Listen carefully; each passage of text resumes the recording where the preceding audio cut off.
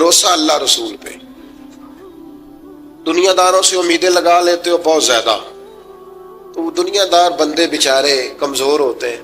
نبی پاک علیہ السلام نے فرمایا جو رب پہ بھروسہ کرے گا اللہ کی رحمت اس کی کفایت کرے گی. وَإِن يَتَوَكَّلْ عَلَى اللَّهِ فَهُوَ حَسْبُهُ، وہ اللہ پہ بھروسہ کرے گا اللہ اس کے لیے کافی ہو جائے گا.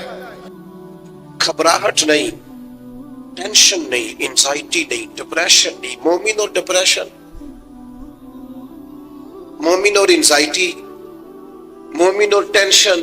وہ جی مجھے پتہ نہیں مجھے کیا ہو رہا ہے، جی مجھے خوف آتا ہے. آپ کو خوف آتا ہے مومن ہو کے؟ آپ کو یہ کرونا کے دن تھے تو مجھے لے گئے ایک سرکاری ہاسپٹل میں، آپ کچھ یہاں بات کریں لوگوں کو حوصلہ دیں. تو ایک ڈاکٹر صاحب مجھ سے کہنے لگے جی مجھے نہ تنگ جگہ بڑی گھٹن ہوتی ہے، تو موت سے بڑا ڈر آتا ہے، قبر تو بڑی تنگ ہوتی ہے. میں نے کہا ڈاکٹر صاحب کچھ بھی. کہنے لگے سانس ہی نہیں آتا، چاروں جانب سے بند ہے. تو میں نے کہا بچہ بھی تو ماں کے پیٹ میں سانس لیتا ہے نا. آپ نے تو سبحان اللہ کہا. وہ ڈاکٹر تھے، انہوں نے نہیں کہا. وہ کہنے لگی جو تے اماں لیندی صاحب. ہنستے نہیں جی، باتیں ہنسنے کو نہیں سنا رہا، میں فکری باتیں کر رہا ہوں. کہا وہ تو اماں آکسیجن لیتی ہے تو بچے کو جاتی ہے. تو میں نے کہا چلے ڈاکٹر صاحب وہ جو انڈے سے بچہ نکلتا ہے اس کے تو چاروں جانوں کوئی صورت نہیں ہوتی سانس کی. تو مجھے کہنے لگے آپ کہنا کیا چاہتے ہیں؟ میں نے کہا میں یہ کہنا چاہتا ہوں قبر کی دو حالتیں ہیں. قبر دوزخ کے گڑھوں میں سے گڑھا بھی ہے اور جنت کے باغوں میں سے باغ بھی ہے.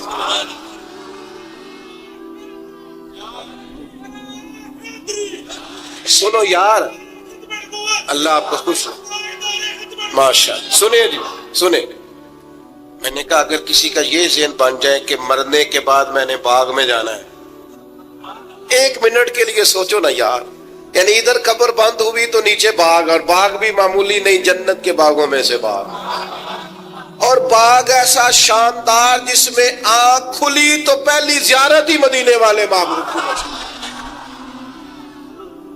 آج پھولے نہ سمائیں گے کفن میں آسی، آج کی رات ہے ان سے ملاقات کی رات.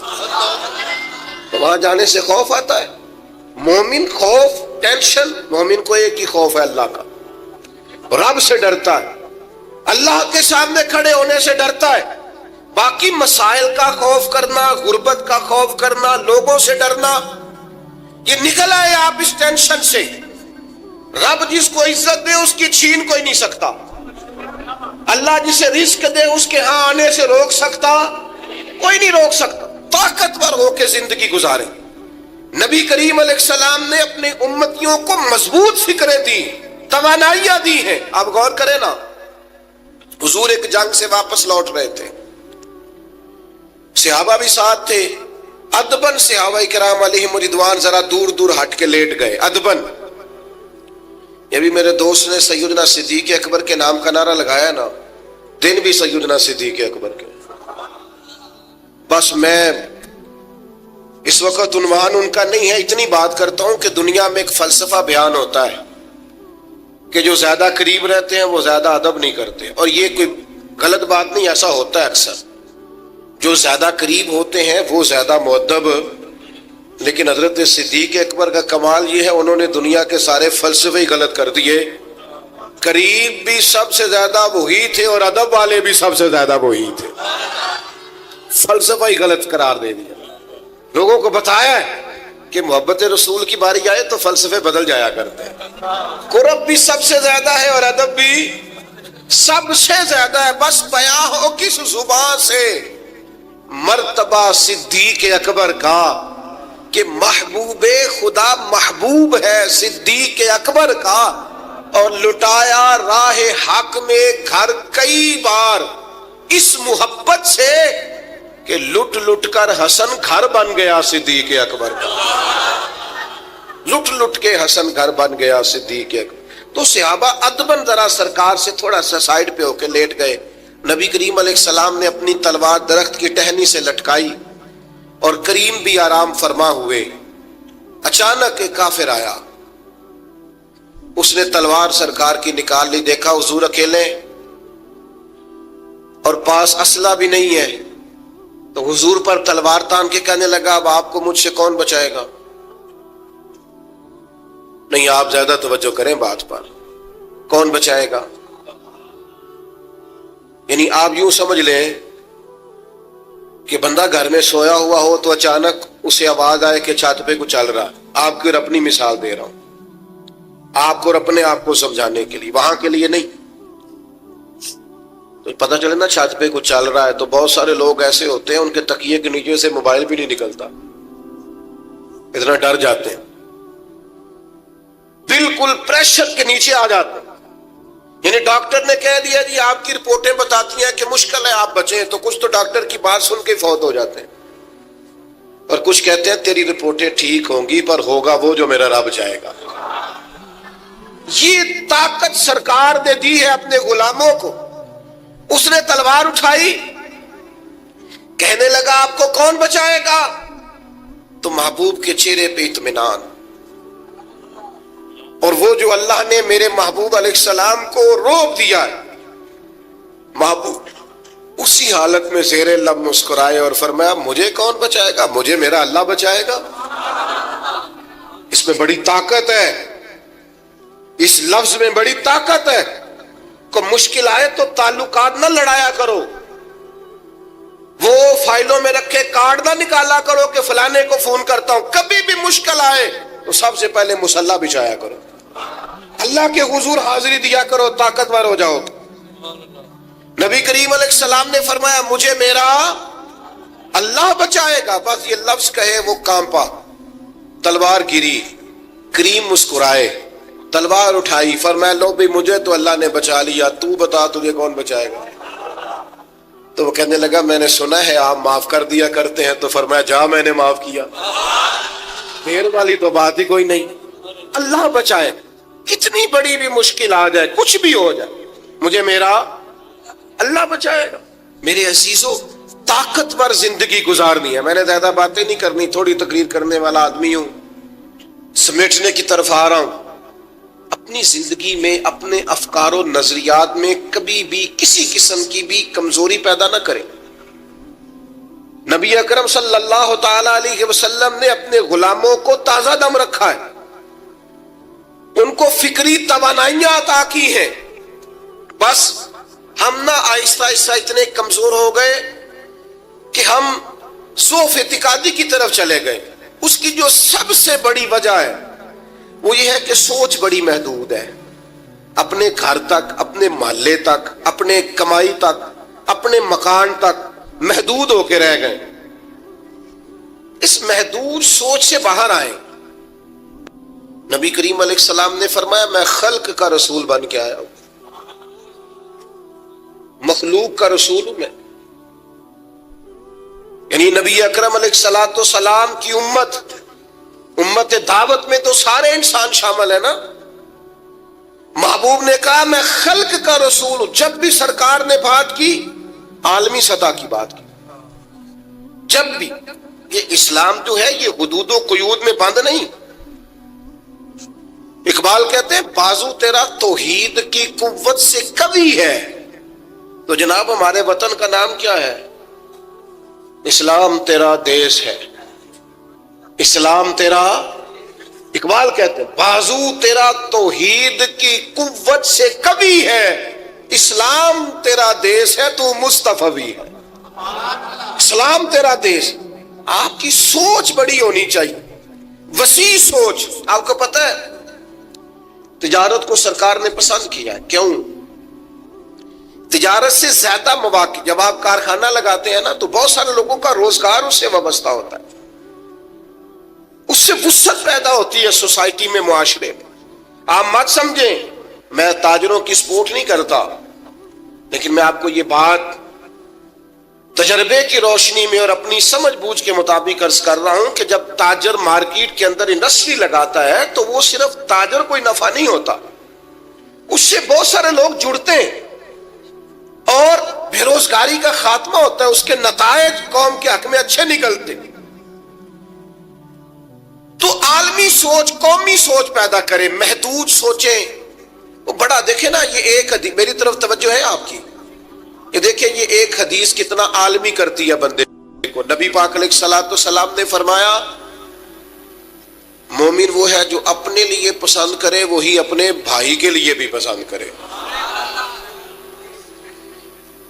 یہ ایک روایت اگر اس پر، اور یہ آتی بھی سب کو ہے، اگر سب کا اس پر عمل ہونے لگ جائے تو مجھے بتائیے کوئی چیز ملاوٹ والی بکے گی مارکیٹ میں؟ کوئی دھوکہ دے گا؟ کوئی ایسا کام جو غلط ہو؟ بیٹھ جائیں بیٹا، تشریف رکھیں سارے، اللہ آپ کو، وہ ایک اٹھیں گے تو پھر تو سارے اٹھ جائیں گے. مہربانی کریں، بس میری بات مکمل ہوگی، پیغام میں نے جو دینا تھا دے لیا، سمیٹ رہا ہوں بات کو. یاد رکھیے گا کہ عالمی سوچیں، قومی، آپ جب اپنے بھائیوں کے لیے بھی وہی پسند کریں گے جو خود پسند کر رہے ہیں تو سوسائٹی میں کتنا نکھار آئے. سرکار جب بھی بات کرتے تھے بڑی بات کرتے تھے، داعیہ اللہ ہے نا، تو جب بھی بات کی عالمی. ایک سفر سے حضور واپس تشریف لائے، کئی دنوں کے بعد حضور تشریف لائے تو سفر کا اثر تھا، تھکاوٹ تھی وجود اطہر پر، بظاہر لباس مبارک پر بھی اثرات تھے سفر کے. سیدہ طیبہ طاہرہ حضرت سیدہ زہرا رضی اللہ تعالی عنہ، آپ نے جب دیکھا نا سرکار کی کیفیت کو تو آنکھوں میں آنسو آ گئے. تو عرض کرنے لگیں، رو کے عرض کرنے لگیں، یا رسول اللہ آپ دین کے لیے کتنی مشقت برداشت کرتے ہیں، کتنی آپ تکلیف اٹھاتے ہیں. آنسو بہائے. اب مجھے بتائیے، ہمارا کوئی بچی بچہ ایسی بات کرے تو ہم کہتے ہیں تجھے تو ایک دو کا پتہ ہے، میرے تو بہت زیادہ ہے، تو کتاب کھول دیتے. جب کہا یا رسول اللہ آپ کتنی تکلیف اٹھاتے ہیں تو پتہ ہے نبی کریم نے کیا فرمایا؟ حضور فرمانے لگے، فاطمہ آپ کے والد کو اللہ نے بڑے مقاصد کے لیے دنیا میں مبعوث فرمایا، بڑے مقاصد کے لیے دنیا میں مبعوث فرمایا ہے. فرمایا نہ کوئی گھر کچا بچے گا، نہ پکا بچے گا، نہ کوئی جھونپڑی بچے گی جہاں اللہ تعالی ہمارے دین کے پیغام کو پہنچا نہیں دے گا.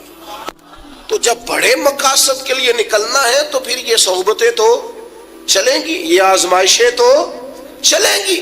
میرے بھائیوں، وسیع الظرفی، وسیع القلبی، کشادہ سینہ، بڑا دل، بڑا حوصلہ، بڑی سوچیں، بڑے افکار اپنی زندگی میں پیدا کریں. نوجوانوں، آرام پسندی تھوڑی کم کرو. ہر وقت لیٹنا، ہر وقت آرام تلاش کرنا، یہ کمزور کر دیتا ہے جوانوں. لقد خلقنا الانسان فی کبد، ہم نے انسان کو مشقت میں رہتا ہوا پیدا کیا. میں نے ابھی دوستوں سے کہا ہے، پھر آپ کی خدمت میں عرض کرتا ہوں، رات ہو گئی ہے تقریباً 11 گھنٹے کی.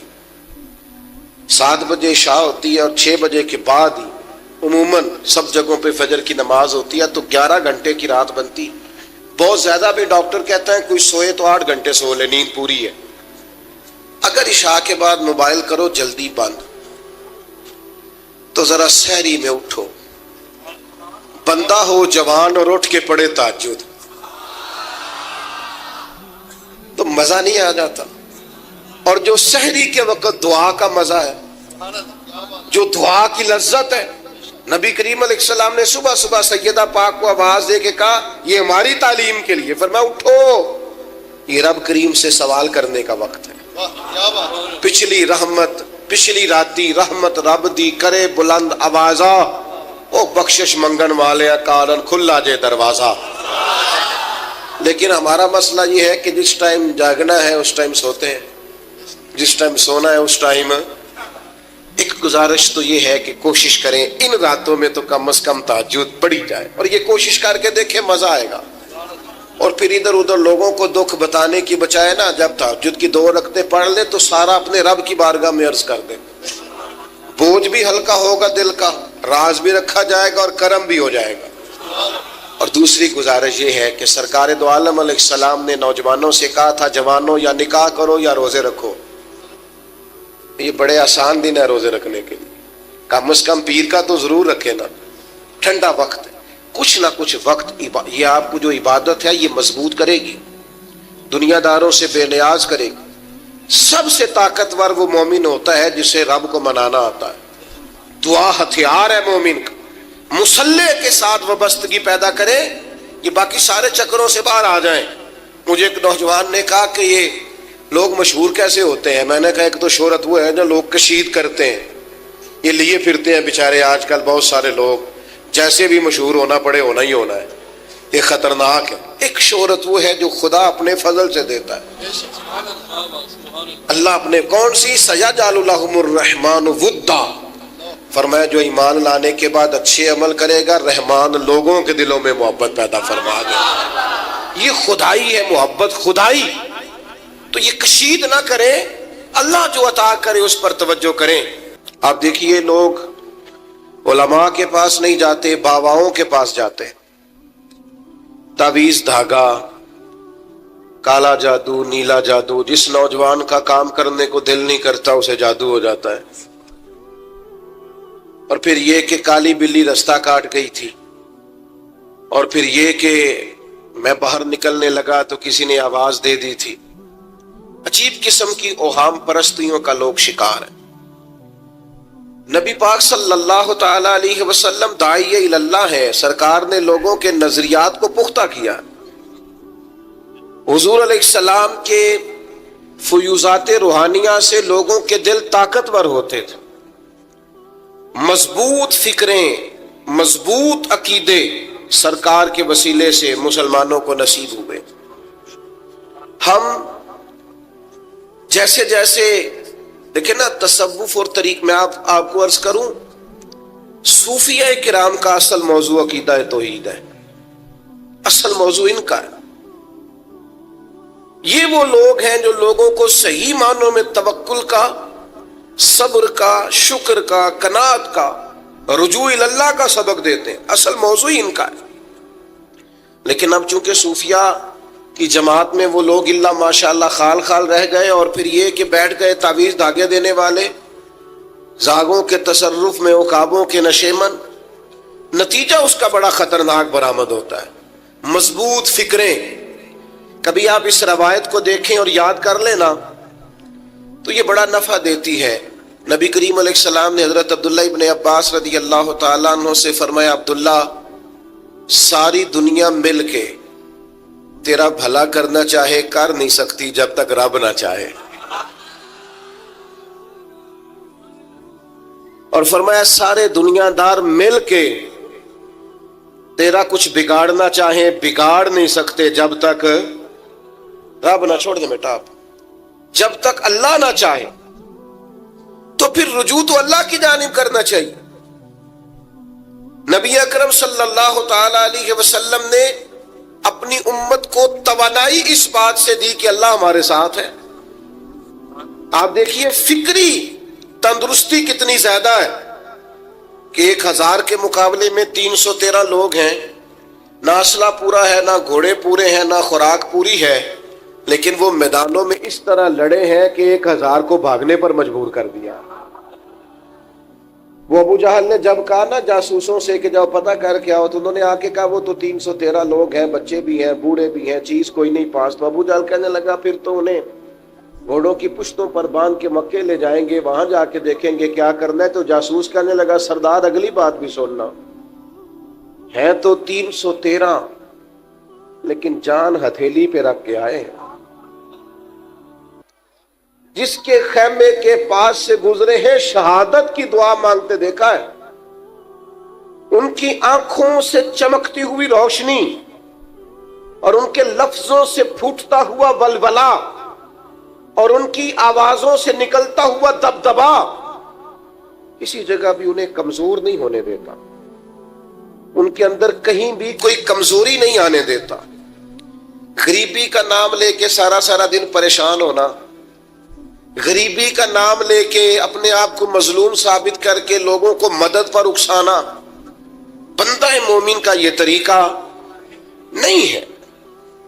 اپنی توجہ اللہ کی جانب کرے، نبی رحمت علیہ السلام کی بارگاہ میں استغاثہ پیش کرے، لیکن دنیا داروں کو مائل کرنا، لوگوں کی جیبوں کی طرف دیکھنا، یہ مومن کی شان گردن کو جھکا دیتا ہے خیرات کا پتھر۔ جہاں میں مانگنے والوں کے سر کبھی اونچے نہیں ہوتے، اور غیرت ہے بڑی چیز جہانے تگو دو میں۔ بھائی آپ طاقتور بنے۔ دیکھیں نا ایک نوجوان نے آ کے حضور کی بارگاہ عالی مرتبت میں عرض کیا تھا، یا رسول اللہ صلی اللہ علیہ وسلم غریب ہوں کچھ دیجئے۔ حضرت جابر ابن عبداللہ رضی اللہ تعالیٰ عنہ فرماتے ہیں ہم نے حضور سے بڑا کچھ سنا، یہ لفظ نہیں، لفظ لا، یعنی میرے پاس نہیں ہے، یہ ہم نے حضور سے سنا ہی نہیں۔ ایسا کوئی محبوب کہیں ہوگا نہ کہیں ہے، بیٹھا ہے چٹائی پہ مگر عرش نشیں ہے، اور ملتا نہیں کونین کو کیا کیا تیرے در سے، بس ایک لفظ نہیں ہے جو تیرے لب پہ نہیں ہے۔ اور یہ فاضل بریلوی رحمت اللہ علیہ کا انداز بھی دیکھیے، کہتے ہیں واہ کیا جود و کرم ہے شہ بطحا تیرا۔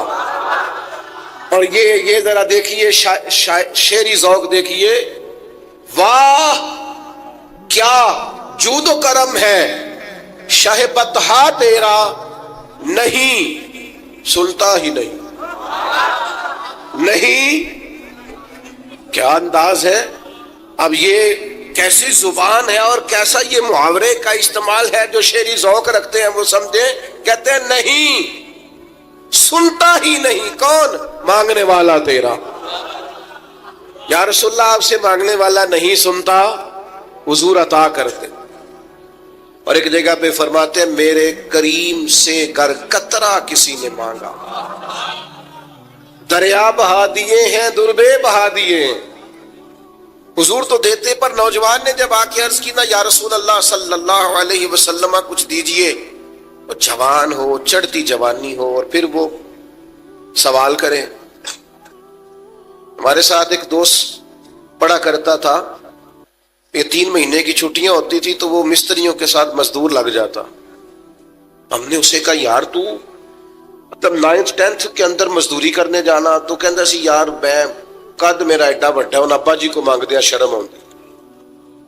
یہ سوچ نوجوانوں میں پیدا ہونی ضروری ہے، اب میں ابا جی سے مانگوں، مجھے تو دینا چاہیے۔ اس نے آ کے عرض کی یا رسول اللہ صلی اللہ علیہ وسلم کچھ دیجئے، تو حضور فرمانے لگے تیرے پاس کچھ بھی نہیں؟ اس نے کہا ایک پیالہ ہے میرے پاس گھر میں اور ایک کمبل ہے۔ اتنا غریب بندہ ہے کوئی محفل میں جس کے گھر میں ایک ہی پیالہ ہو، ایک ہی کمبل ہو؟ کوئی بھی نہیں اتنے بڑے مجمع میں۔ لیکن اگر کوئی ہماری غریبی کا رونا پوچھے تو میرا خیال ہے ہر تیسرا بندہ دوسرا بندہ غریب ہے، اور بڑا ہی غریب ہے۔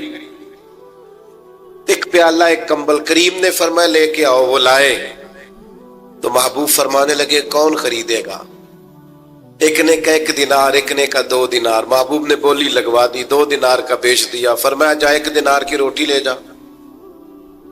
یہ نوجوانوں کو فکر دی کہ وہ انویسٹمنٹ میں تم نے ذات سے اپنے گھر سے لینی ہے، وہ 10-15 ہزار کا ٹھیلا بھی کسی سے نہیں کہنا تو لگا کے دے، جاؤ 1 دینار کا کھانا لے جاؤ، 1 دینار کا کلاڑا خرید کے لاؤ۔ صحابہ فرماتے ہیں وہ کلاڑا لایا، پر نصیب دیکھو اس کلاڑے میں دستہ نبی کریم نے اپنے دستے مبارک سے لگایا۔ فرمایا جا جنگل میں جا کے لکڑیاں کاٹ اور بیچ، کھا بھی اور کھلا بھی، پی بھی اور پلا بھی، 10 دن مجھے نظر نہ آنا۔ وہ یارو یہ کیا بات ہوئی؟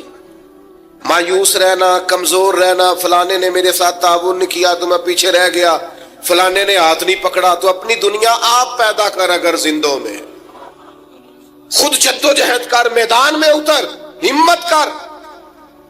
حضرت حسن بصری رحمت اللہ علیہ کے پاس ایک نوجوان نے آ کے عرض کی حضور بس آج کے بعد میں نے کام نہیں کرنا۔ فرمایا تمہیں کیا ہوا ہے؟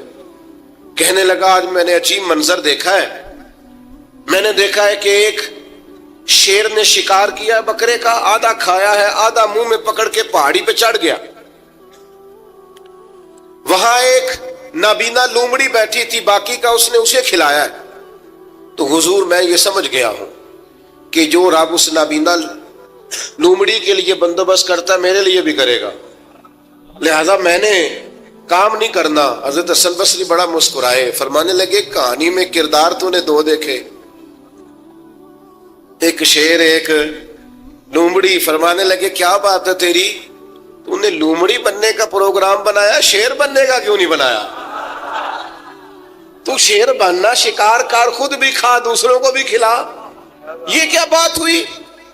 امت کے جوان فائلیں لیے دفتروں کے چکر لگاتے اور اپنی بغل میں کاغذات لیے امبیسیوں کے پھیرے کاٹتے اور ایجنٹوں سے سوال کرتے کہ مجھے ملک سے باہر جانا ہے، کیا طریقہ ہے؟ یہاں رہ کے بھی محنت ہو سکتی ہے، اپنی مٹی پہ چلنے کا سلیقہ سیکھو، سنگ مرمر پہ چلو گے تو پھسل جاؤ گے۔ دوستو سنو، میرے کریم نے فرمایا جہاں لکڑیاں، ایک پیشہ برا ہے میرے بھائیوں، ایک پیشہ، وہ ہے کسی کے آگے ہاتھ پھیلانا۔ باقی دنیا میں کوئی پیشہ برا جو ٹھیلا لگاتا ہے اور مالٹے بیچتا ہے اور سیب بیچتا ہے، بڑا عزت والا آدمی، یہ شارٹ کٹ چھوڑ دو، دوسروں پہ بھروسہ کرنا چھوڑ دو۔ وہ شاعر ایک بیٹھا تھا نا، شاعر مجھ سے ناراض نہ ہو جائیں، تو کئی دفعہ وہ شعر و شاعری میں بھی ان کی حالت بڑی خستہ ہو جاتی ہے۔ جن دنوں لوگ پتلے کپڑے پہنتے ہیں، بعض شاعروں نے ان دنوں میں بھی موٹی چادر لی ہوئی ہوتی ہے۔ تو ایک جگہ بیچارہ بیٹھا تھا کونے میں، اللہ ماشاءاللہ سب کی بات نہیں، تو حالت ایسی خستہ تھی، ایک بندہ 5 روپے پھینک گیا، تو تھا خوددار، بڑی تکلیف کو اٹھا اپنے پیسے، تو اس نے کہا آپ کی حالت بتا رہی ہے، آپ کو ضرورت ہے۔ اس نے کہا ضرورت پڑی تو اللہ رسول سے مانگوں گا، تیرے سے کیوں مانگوں گا؟ شعر بڑا قیمتی کہا، اس نے کہا یہ آرزوئے کرم اور میں آپ سے کروں، یہ آرزوئے کرم اور میں آپ سے کروں، یہ بھیک اس کو دیجئے جس کا خدا نہ ہو۔ میں تو وارث ہے میرے اللہ رسول، میں کو لاوارث ہوں کہ تیرے سے مانگتا پھروں؟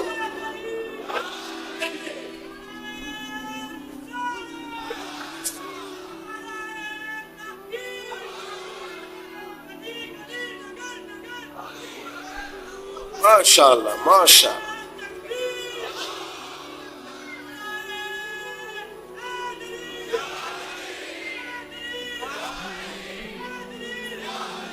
بس ہم سمجھے ہماری قیمت وصول ہو گئی، اگر خودداری پر نوجوان نعرے لگانے لگ گئے تو پھر تو بات بن گئی، لگتا ہے محنت کا ارادہ بن گیا ہے۔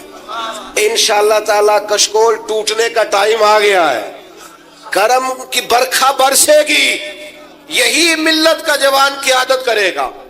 اور یاد رکھنا، ہمیشہ قیادتیں غریبوں کے بچوں نے کی ہیں، جنہوں نے آدھی قیمت پہ کتابیں لے کے پڑھی ہیں، بڑی ڈگریاں انہوں نے حاصل کی ہیں۔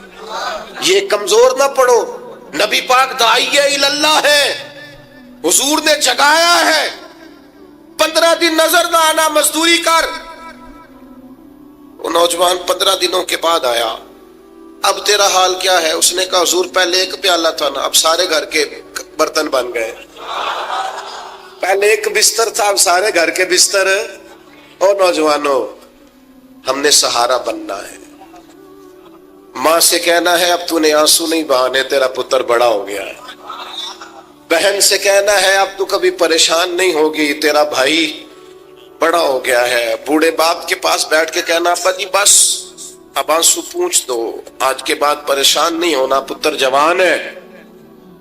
اپنی بیوی سے، بچوں سے کہنا کہ کسی خواہشات پوری کرنے کے لیے تمہیں دیر تک انتظار نہیں کرنا پڑے گا، ہم میدان میں ہیں، بس اپنی مٹی پہ چلنے کا سلیقہ سیکھو، سنگ مرمر پہ چلو گے تو پھسل جاؤ گے۔ نبی پاک نے محنت کو سپورٹ کیا ہے، مشقت کو سپورٹ کیا۔ حضور علیہ السلام نے فرمایا سب سے بہترین کمائی وہ ہے جو تو اپنے 2 ہاتھوں سے محنت کر کے کھاتا ہے۔ فرمایا اللہ کے نبی حضرت داؤد علیہ السلام محنت کر کے کمایا کرتے۔ سنگیوں کام کرنا۔ اللہ تعالی ہماری حاضری کو قبولیت کا شرف عطا فرمائے۔